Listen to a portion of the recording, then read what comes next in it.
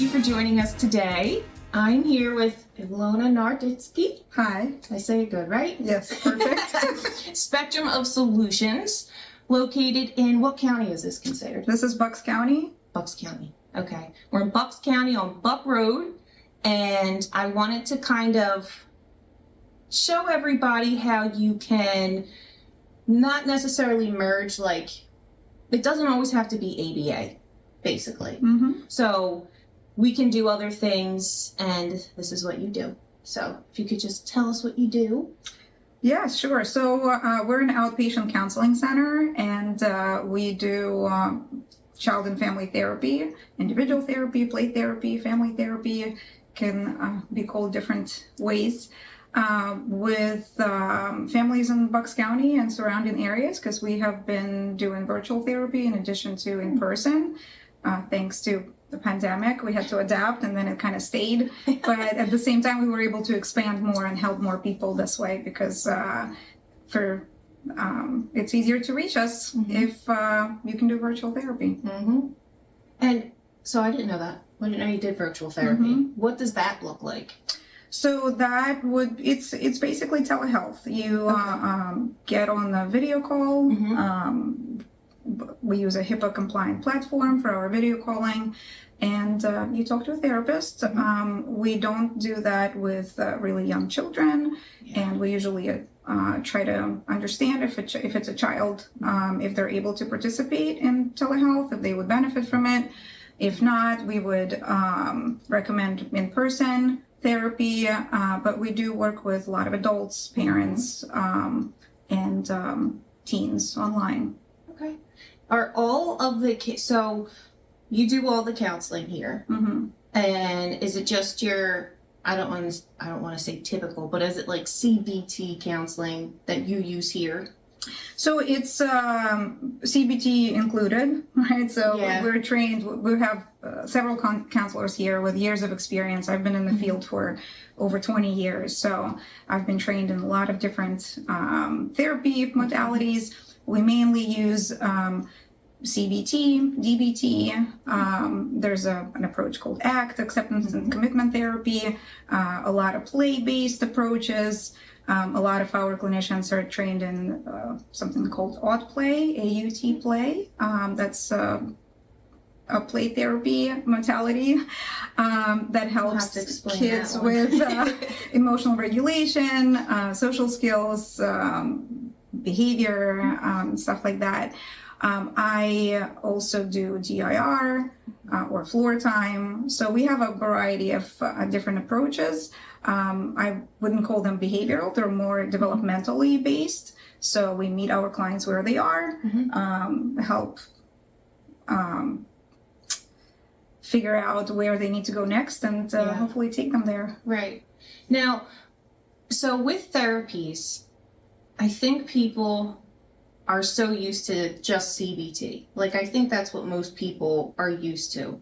And if I'm right, is that typically like the talk therapy, like sitting down and counselor listening to you, and then DBT? So that I did DBT. I really enjoy DBT for the reasons that I was taking it for anyway. But do you do that here as well, as in like program based where it's just DBT, or do you guys kind of, like you said, several different modalities within the course of a session? Whatever works best. What do you think? So we have CBT and talk therapy can be used together, but they're not the same thing. Okay. Because CBT is pretty structured and manualized if it's used the way that it's intended to be used. Okay.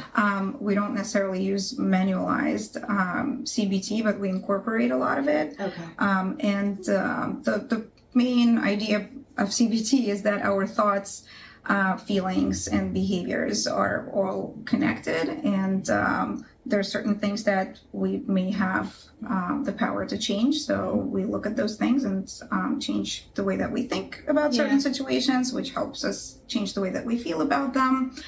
And one main thing about our approach is that we follow our clients' lead. So they set goals for themselves. So we don't decide for them, this is the wrong way of thinking for you. Yeah. So if it's something that you wouldn't find to be helpful for yourself, we would work together on identifying what it is and what we can do to change that.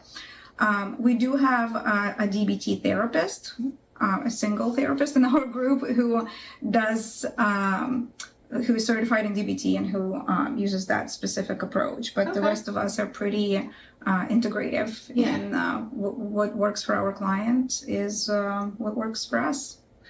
So when you say, and I only like to have it like explained because people really just go, you're going to therapy, and then it ends there. So it's like, well, what kind? There's so much more to it. But is there a difference between play therapy and DIR therapy? Is there a difference between the two?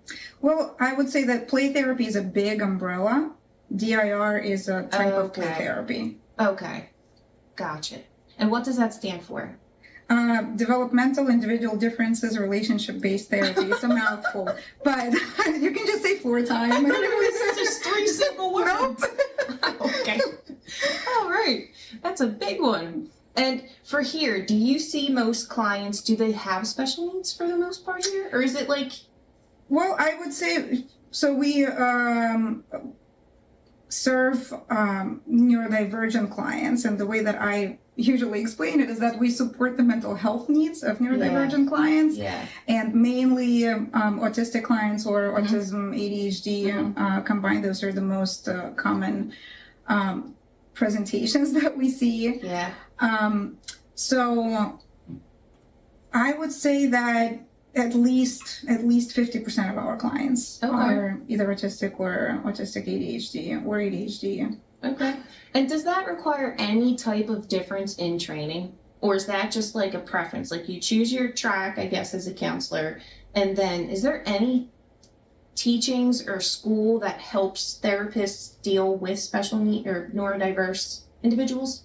So not one specific school, but in counseling, the ethics of the profession dictate that you have to develop competencies in certain areas. So you can't just decide, okay, this is who I'm going to work with and just start working with that population. So if you decide on what kind of specialty you want to have, you find different trainings. Postgraduate, obviously, we all have to go to grad school. We all have to, do thousands of hours of supervised experience. My sister had to do it. It sounded like a nightmare. So it was a while ago for me, but it's worth it in the end. And there's a lot that we're able to offer to our clients, but also that graduate school and even those couple of years of supervised experience give you the foundation for being a therapist, and then you have to continuously develop as a professional. I seek out specific trainings that help me be more competent in the areas that I specialize in. So autism trainings. I also work a lot with anxiety disorders, OCD. Anything that I love learning new things, and also to maintain our license, we're required to get continuing education credits. So I just choose those continuing education credits based on what makes me more competent in certain areas. What's your favorite? Do you have a favorite? Like a favorite method of counseling or favorite age group maybe? Favorite age group. I love working with autistic teens and young adults. Oh, me too. Woo! Social skills for me. That's when I see I love kids. Individual counseling with imagine. Teens and young adults. And social skills, we have a program here for, it's called Social Connections. We don't really do social skill coaching. We our goal is to help kids connect with each other and build relationships in groups and outside of groups, and find their people they have something in common with, so they can hang out outside of here. But in that area, my favorite group is preschool, the little and ones, first, second grade. Yes, they're the cutest. And it's sometimes easier to get that play going, a little bit easier, because then they get older and it's like, well, I don't like this, and then I don't like this, and then they just get picky, so you're like, okay, fine. Okay. And tell me a little bit about the Lego Lego club? Yeah, so we have a group called Lego Connections. We have a social connections group, so all the groups are called some kind of connections. Girl connections, teen connections, Lego connections. You have a girls one too specific? I do, yes. Okay. I'm actually, it's been a while. We're gonna branch away from that original question for a second. Oops. So we had quite a few groups before the pandemic started. And then when the pandemic started, we had to shut down our social group program because we just couldn't do it in person for a while. And then it took some time to bring it back to life. So the girl group is restarting this week. Ooh, nice. And it's for girls ages 10 to 12. So that preteen group, anxiety, social concerns, ADHD, autism, any of those presentations. So that'll be really cool. That's and we cute. also, Lego group is one of our most popular groups, I would say. We've had that for a long time. And I never heard of it until I saw your stuff, and I actually thought it was just like, oh, that's cool. They're doing Legos. Like, obviously didn't know what you were doing, so that's why I'm like, let's explain. Sure. Well, there's actually like a legit Lego-based therapy.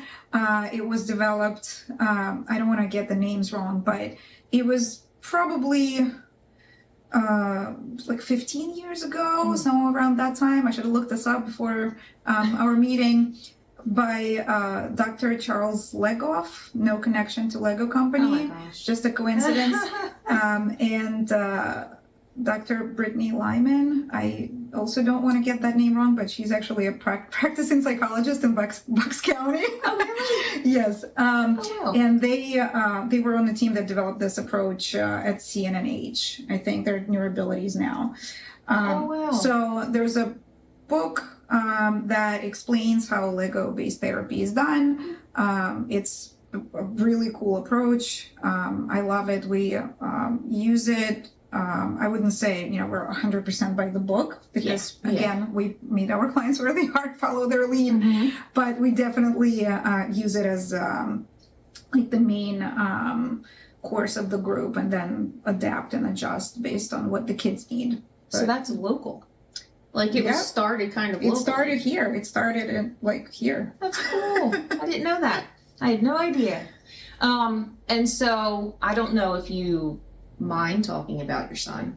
No, because you told me. So I don't know how long ago it was when he was in the first fashion show. So it was the first fashion show, I believe, but I don't know how many years ago that was. He was probably like 11 or 12. Yeah, that's crazy. Mm-hmm. So I asked a family, I think last week, about like the adult process, but their child was 18. So even more so at 21. Can you just, for us parents that have teenagers, what is there to be expected? What is there to be expected on your end service-wise, and then his end like socially-wise, maybe, if that makes sense? I think that is a question that's been on everyone's mind, right? It's like it's constant. You always want to know, what do I expect? What should I expect at the next stage, right? And you never know. You never know what's going to happen. That's like one thing. You can't possibly be 100% prepared for like this outcome, right? Because we don't know. Things could change, 6 months from now. So my son is 20. He's turning 21 in a couple of months. And he's still in the 18 to 21 program. Now there are 18 to 22 programs because they extended the age. So we got that extra year that we're totally going to use. That was this he year? needs it. It started last year. Okay. So the 18 to 21 programs used to make the person eligible for services the year that they turn 21 and until the end of that year. The law changed, but not necessarily in everyone's favor, because now they're eligible for services until their 22nd birthday, but not the entirety of that year. So if the kid turns 22 on December 1st, that's when the services will stop. Just in the middle of the year. Okay. So it's still, some people would benefit from it. Some people probably won't. But it's there now. So right now is still in that transition. He has another year in that program. He's trying different jobs. Nice. They're volunteer jobs, trying himself in different areas to see what kind of job he would enjoy. Our goal for him right now is to get a part-time job. So that does he have interest in anything? Has he shown you interest in any job? He's a very hardworking young man. He'll do as long as he knows what's expected from him. He will do the job for hours, and he will not complain, and he will be, happy with his job well done. Mm-hmm. He does have an interest in Lego. So his dream job and our dream job for him would be to work in a Lego store. So we'll see what we can do about that. But he would be, that would truly be his dream. That would be so to work in a Lego store. Has he ever gone to, I'm sure you have, New York City, the Lego store? We've been to New York City Lego store. We've been to Disney Springs Lego store. He knows exactly where it is. He could walk there from the parking lot in Orlando to exact Plymouth location. Meeting, right? Plymouth Meeting. I mean, we've been to Legoland in Florida when it opened. We went to Legoland in California. I think we did our been all over. With. Is he good at building them? Does he build like extravagant Legos? Yes. That's crazy. He's amazing. That's his special interest and his special skill, and he does amazing things with Lego. That's awesome. My boys will just do the basic ones. They follow the book, and then it looks like your containers right there, and it's so frustrating because I'm like, oh my gosh, just leave like the Lego intact for once. We have a very elaborate storage system at home because we have been collecting Lego sets for about 17 years now, since he was 3, right? Yeah. So we've graduated to these 4,000, 5,000 piece sets that take him about a couple of days to build. And he's happy. He's just he's in his element. He's just he could be happy as a clam just building Lego. He's amazing at it. Now and this is unrelated, and I have a tendency to take us totally off topic. In New York, in Las Vegas, my husband got me this thing, and it's like 6 boards, and it's like Legos, but it's not Lego, right? And you give them a portrait or a picture, and then they make it into... Yeah, they have that at the Lego store, too. Oh, do they?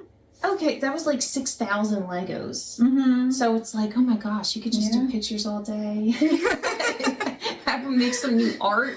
So awesome. He has his favorite, sets and ideas about what he wants to do. So it helps with, because that's his main special interest, it helps with planning, executive functioning, money budgeting. So we get a lot of life skills work in there.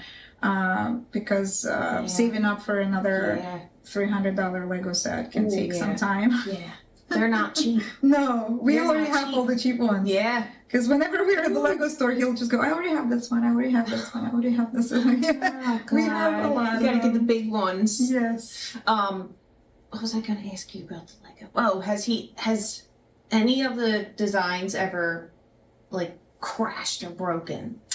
Yes, yesterday there was a thing with something breaking because we had some people in the area who weren't mindful of this Hogwarts build on the floor, so it got destroyed a little bit. It's okay, put it together. We've come a long way with that. Okay. So just put it together. If there's a missing part, we know that we can, if it's lost forever, we can order it on eBay or Amazon or actually, tip for Lego lovers, Lego.com, the official Lego company, will send you any missing part for free.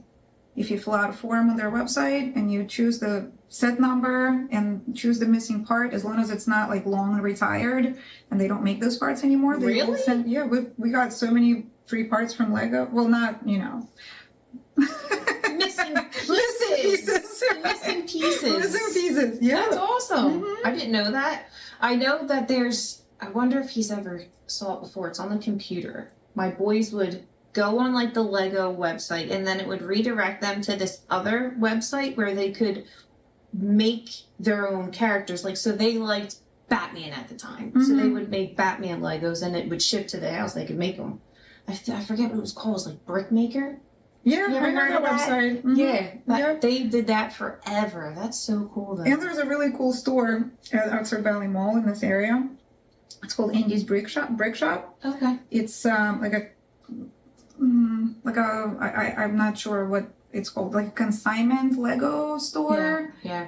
So it's not official Lego brand, but they have so many cool things there, and we like to hang out there from time to time. And Sam volunteered there a couple of times because they need people to inspect the sets coming in and take them apart, put them back together. Perfect job. Ugh, that would be great. Yep. That's so cool. And how is your daughter? Because you said the great age of 13. How is she? Because he's a lot older than her. How did they 7 get years. along? Did it get different from when they were younger together? Because I remember them like holding hands and walking down the fashion they were show. the fashion show So together. cute. She was 5 years Yes. old. And then obviously the differences change, and her interests get older, his kind of stay juvenile. That's just an assumption, but I'm going off of what same thing with the boys. Their social interests aren't what my 13-year-olds are. So do they get along? Do they like hang out? What's that look like? So they definitely hung out more when they were younger. Yeah. And I think that goes for, any kind of brother-sister relationship with a kind of age difference. I think that because of my son's differences and his interests, that he was able to stay in that space of the relationship with his sister longer. And then when she got older, her interest changed, and she's a teenager. She doesn't want to spend as much time with family. She wants to spend more time with her friends. Sam's interests are different. Again, there's a big age difference, so it would have happened anyway. I think that we got more out of it than we could have. Yeah, that's true. That's very true. They got to hang out for a longer period of time. Yep. Now, when you bring your clients here, it's on site, but you'd already mentioned like the telehealth aspect of it. Do you do social skills as well? Yes. Telehealth? Not telehealth. No, we don't do social skills telehealth. We tried in the beginning. It was our social connections groups are mainly for children who are younger than 12. We do have a group, a teen group that's coming together this month. That's older than 12, so 13 to 16, I think. But it's just starting, and it's in person. But for younger children, we just found that telehealth is not as effective, and it's very hard to get kids engaged. Even in individual therapy, we'll rarely see someone younger than 9 for telehealth. So it's better to just have it all here. At least you're honest, because there's some places that you can go to, and like the kid is like 5. And they're just getting nothing out of it, but yet they'll like continuously be seen week after week, and it's like, you could have discharged. You should have discharged. I mean, there's definitely I'm connected to some play therapists through social media who I see the kind of work they're doing, and they're doing special workshops, and there's certain things that they found work for them when they work with younger children online. And they share those tips with other clinicians, and create trainings and stuff like that. So it could definitely be done, but you have to be very skilled to do play therapy with a young child online. Yeah, it's hard. I brought it up before, but we used to go to Dr. Glazier. Yeah, but he was my DIR mentor. Oh, okay. Okay, small world off of City Line. Yeah, so we went to him for a bit. It was when the twins were like really little, and again, I've said it before, but it just cracked me up because Gavin goes to play, but he's like, all right, go play, and I was like, ooh, like I felt so embarrassed a little bit, and then Gavin starts playing, and I was like, oh, okay, and like directing him where to go, and Dr. Glazier was like, stop. he leads. I'm like, oh, like I didn't understand what they meant by he leads. And like, you just don't really do anything but build off of what they do and they say. And to me, that was like foreign concept.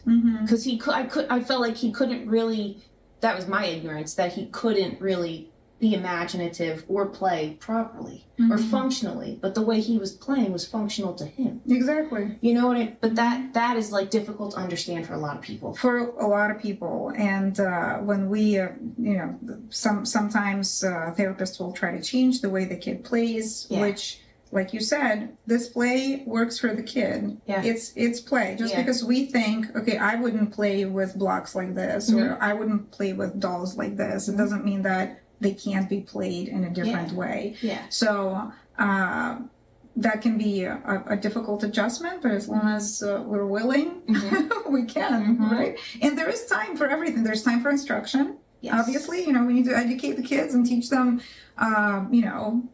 letters, numbers, maybe teach them show them how we play to see if maybe they want to play with us my way.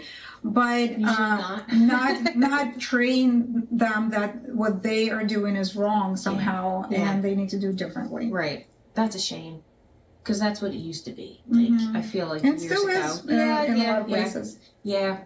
And it's like not allowing them to, as long as they're playing safely, we're fine. That's what I always say. Safety first. If there's no safety concern, there's really no issue. It's fine. If they're not banging it against, just leave it alone. So, but yeah, that's just something that a lot of people don't understand. Yeah. Just like teaching how to play with your child, but like incorporating language and communication into it and all those things. And I'd imagine that's what all those therapies do that you do here. The floor time and what was the other one? Or play.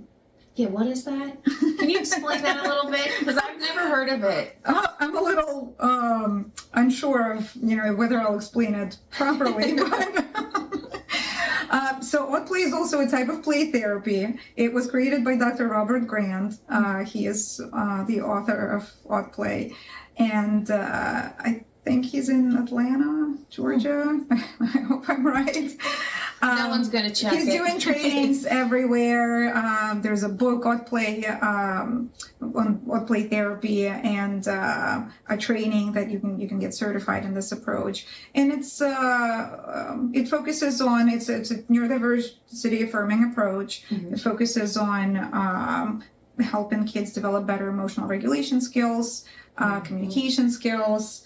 When we have good emotional regulation and communication skills, then we have better behavior. So the point is not to change the behavior, it's not to modify the behavior, it's to help address all the underlying issues. Because if you can't explain what you need, or if you can't understand what it is that you're feeling, you can't really make yourself feel better. And some people externalize it, right? And they show it in their behavior. Yeah. We always see that, like the zones of regulation. Wow, you can see it on your wall. Well, I actually use her with Michelle Garcia Winner, right? So her stuff. But that to me is something that's like really difficult to explain to our kids, even in like social skills and stuff. What do you suggest that parents do for things like that? So like kids that can't really regulate their emotions, first they're coming to you, right? We're already coming to you, and so you're gonna kind of explain it to the parent, like what could you do to still teach that at home naturally? Is there anything you could do naturally to teach that at home? Because I know that sometimes people get like, your parents get scared by like the books and the thickness of them and the curriculum. Like, is there anything that you could just do? Yeah, absolutely. We actually don't use the curriculum. These posters have been here for a long time. They're cute posters. They're cute posters. They brighten up the room, right? We did take off the whole body listening poster because it's just not what we expect from our kids.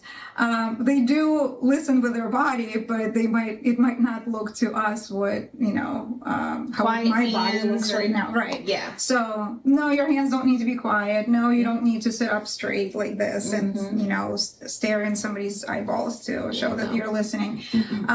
But the zones of regulation concept can be really helpful. I personally like it because, first of all, we approach emotional regulation from different angles, and we also use whatever tool can be helpful depending on the learning style of each child.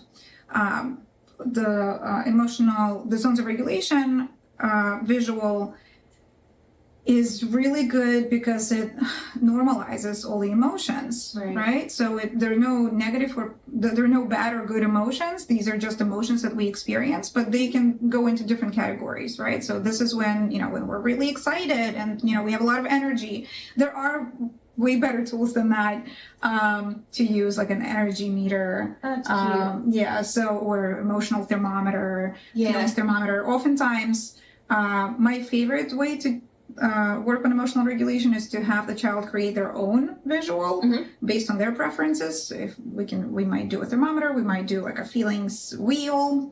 They've become very popular lately with like 200 different emotions, but they can be. That was always hard too, because you're like, I don't know what that one is. So different ways, but emotional regulation, to answer your question, is taught through a relationship with your child. So you can't really teach, this is what you do to regulate your emotions. It all starts with your emotional regulation as a child and your emotional regulation as an adult, and your child observing you, right? Because if your child is getting dysregulated and they're having a tantrum and you get embarrassed, you're in a public place, right? Yeah. And you get all frazzled. Right. And you start, doing everything you can to get the child out of the store. Depending on how you are handling your emotions at the time, that's how your child's emotions are going to go, right? One of the biggest misconceptions that parents have that I find, not all parents, obviously, but some parents, I probably had that misconception at some point of my life, maybe before I had kids, is that at a certain point, children should be able to control their emotions. They should be able to just regulate their emotions because now you're 5, so you have to be able to control it. And that, you're saying, is a misconception. Misconception. Doesn't work like that at all. So we all start with, again, developmentally, in infancy, a child can control their emotions or their, expression of their emotions. So what they do is cry, right? Yes. So I'm uncomfortable, I cry. Somebody will, they don't know that somebody will come, but hopefully someone comes, picks them up, rocks the child, feeds them, changes their diaper, meets their needs, and so forth. So that is how co-regulation starts, right? So the child feels that discomfort, expresses it through cry. We recognize that cry for help, literally, right? And we meet that child's needs. And that's how we start the co-regulation process.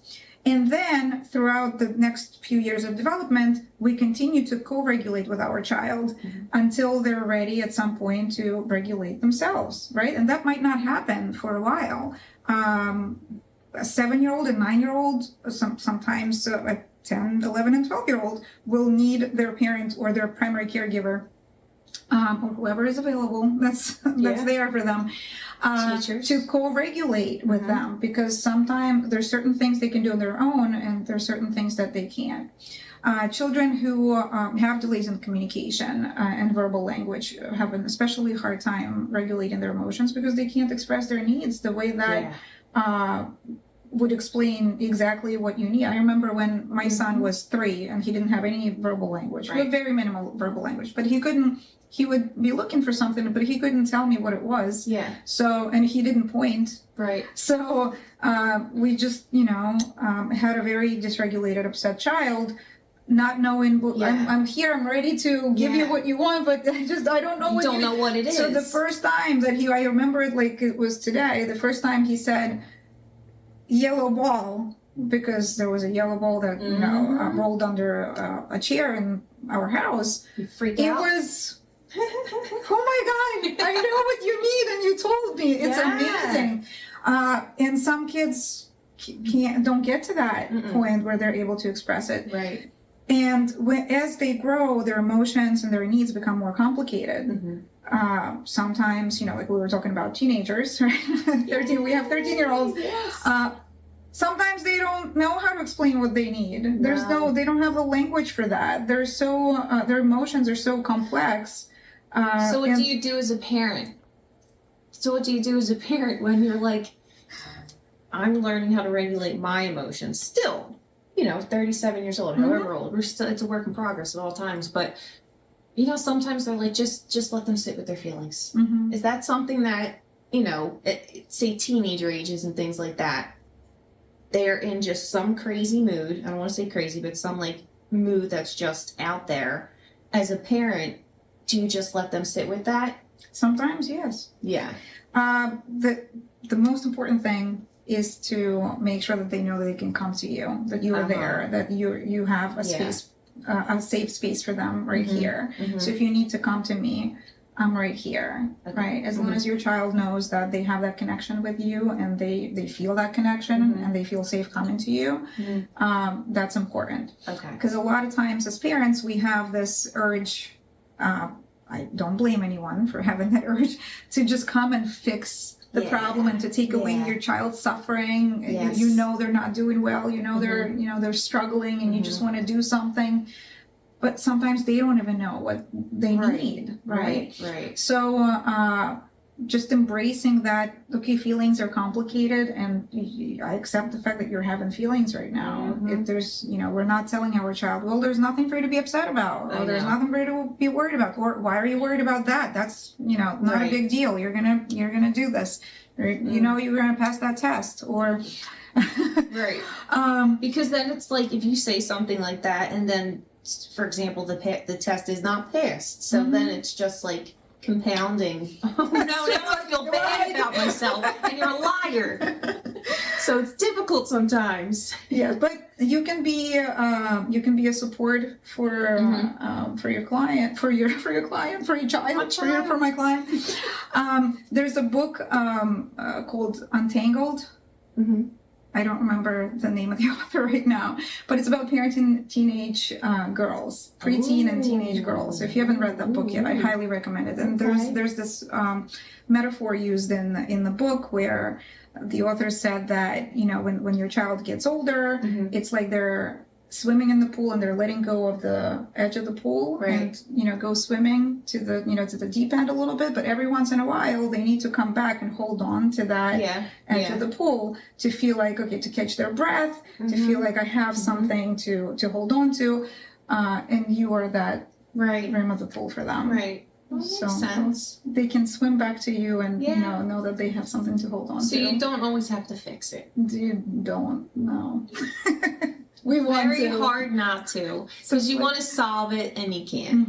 And then it's even more difficult if that child, say, doesn't have the ability to speak. That's when it gets really hard, because at my preschool we try and teach emotions all the time.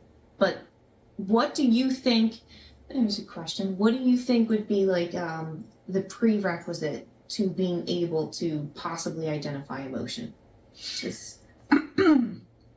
So, big question. Identify emotion, how? Because in some emotional regulation instruction, kids are taught in an instructional way, very direct, like educational. This is a smiling face, so this is happy, right? This is a sad face, this is sad.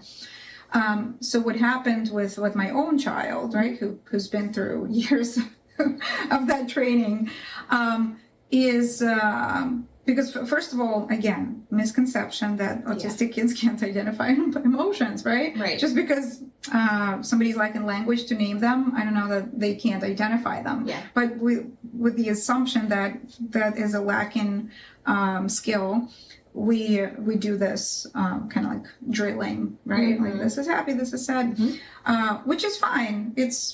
everything's good in moderation. Even like the token boards. But you know, happy, sad, and then a lot of times they'll do that like meh face. So my son became really good at identifying emotions in other people.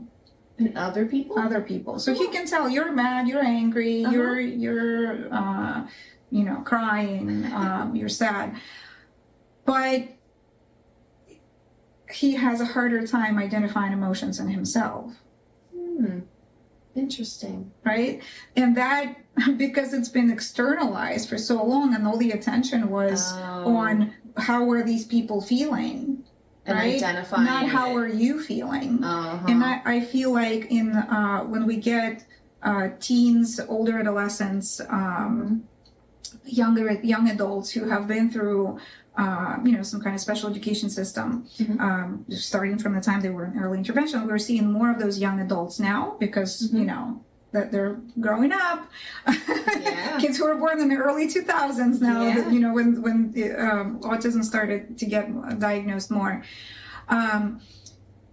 And we're going back and learning about what does it mean for you to feel something? What is it that you want? How do you advocate for yourself? Not just identifying feelings in other people and changing your behavior to make them feel different. That is not emotional self-regulation. Right. That is compliance training and appeasing other people. So I will sometimes have children that will do something that is known to be inappropriate or wrong to make another child, maybe say something to make another child like almost cry or feel really upset.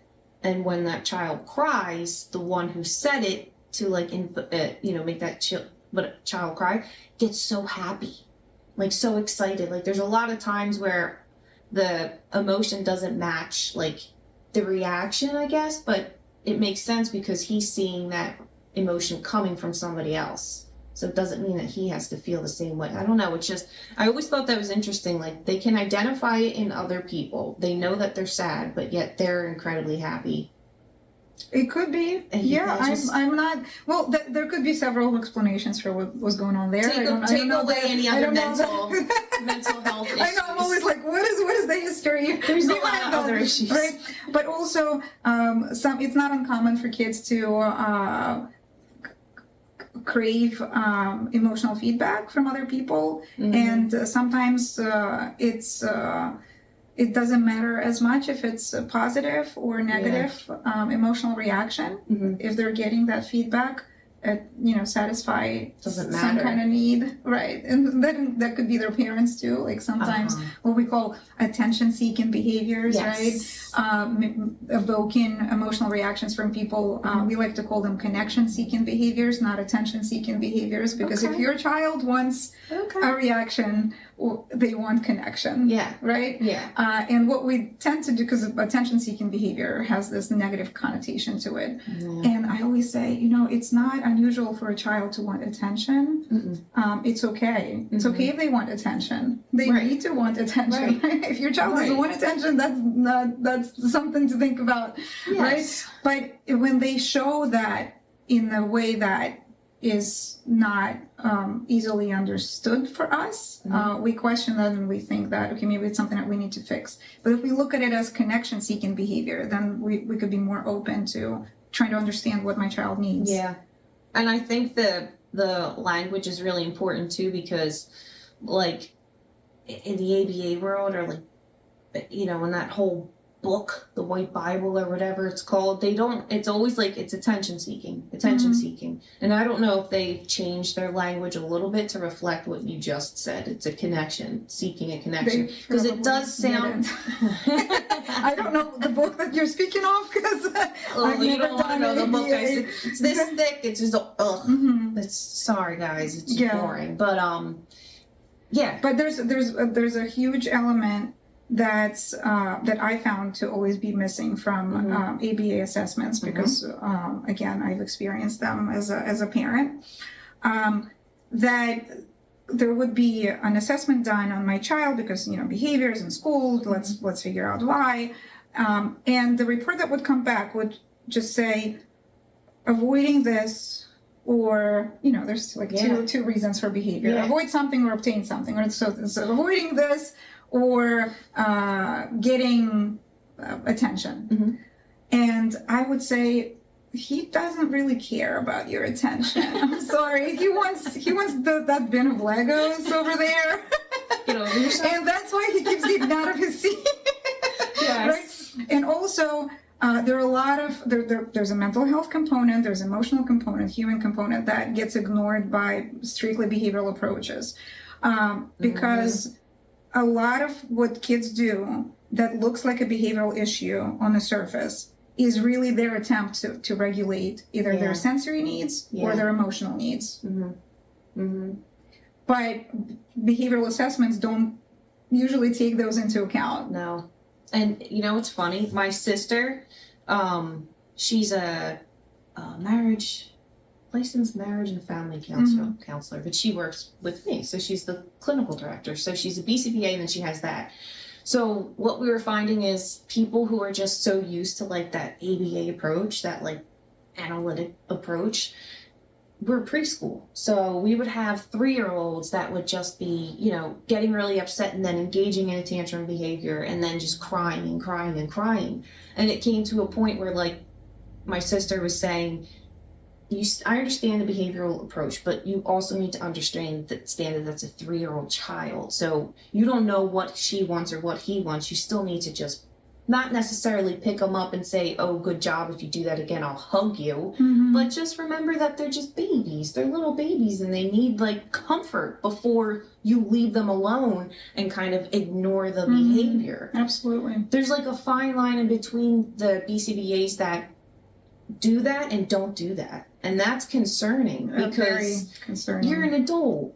Well, and in the neurodiversity affirming world, behavioral specialists have they don't like not us. Good reputation. They don't like us at all. Right?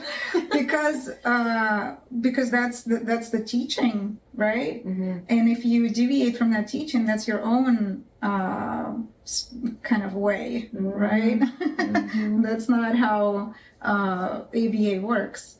They're trying to change things. They've added some things that are more, it's difficult. Mm-hmm. I've gone through all the classwork.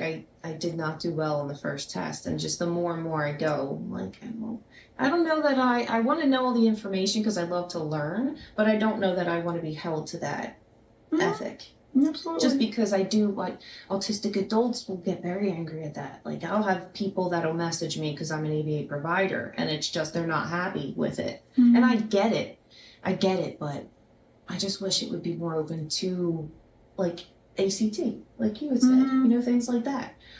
Because the kids that we see are a lot of them trauma. There's a lot of trauma. Oh my God, trauma. I don't know how to deal with trauma. Mm-hmm. I'm an LBS. My girls are BCBAs. Well, that's why mental health, all the early intervention, elementary school, middle school, even high school, all the interventions. Well, this is what insurance pays for. This is what state pays for, right? But there's a huge mental health piece missing, right? We know that typical neurotypical middle schoolers need help with mental health. Much. Why wouldn't neurodivergent middle schoolers need help with mental health?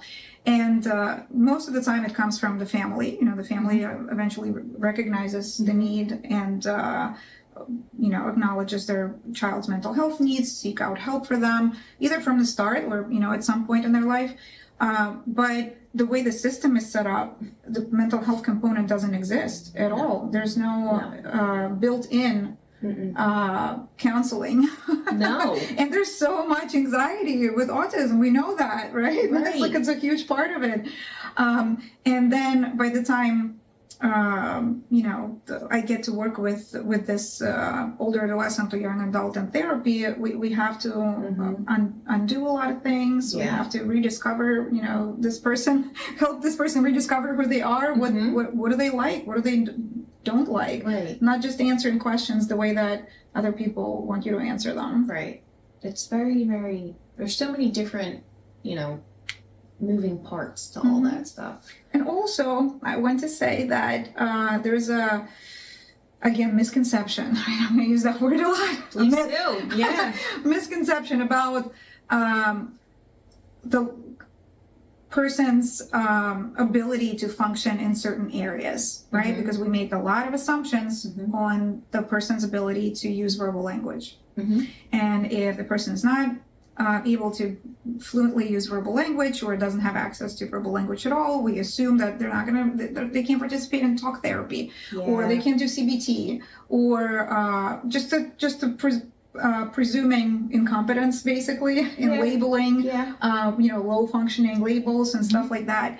Where if you find a way to communicate with any person, you can do the same things that you do with people who communicate in the same way as you do. So we can use communication boards, we can use communication devices, right? Texting, writing, anything that works, that helps us have some kind of exchange on any level. Drawing, art, absolutely. And we can adapt CBT, we can adapt ACT. If you're a skilled therapist and you're competent and you're experienced, you can adapt to anything. Well, if you have an interest in working with certain populations. So I just wanted to add that in that case, when there's a verbal language issue, then mental health gets overlooked even more. Yeah. And you said it too, a lot of it has to do with insurance. And we can't, I probably say that at least once every time I'm on here, but it does, who am I in the world of the insurance world? It dictates what the diagnosis is, it dictates the hours you get, it dictates your... Well, it's called managed care, and the reason the word managed is in there is because it's managing your care as a patient. They are deciding what you need, what's medically necessary. Yep, you don't have the power in doing that. Okay. Well, do you have anything you would like to give our parents for advice? Most of the parents that I talk to are just kind of clueless and at a loss on what to do when it comes to feelings, when it comes to just that piece that is your wheelhouse. So do you have any advice for them, and then where can we find you? Yeah, so you can definitely do it.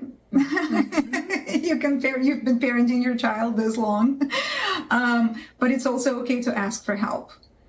Some parents think that, I have to be able to just figure everything out and be everything and wear every possible hat for my child. That is not true.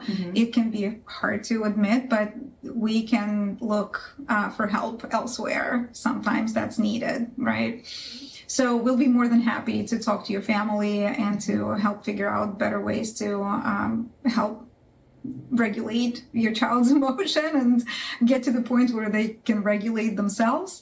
And teach you some self-regulation skills. That is a lot of work that we do with parents, because a lot of parents come in with the expectation that we're going to work with their child, and then surprise, we're going to work with the parents.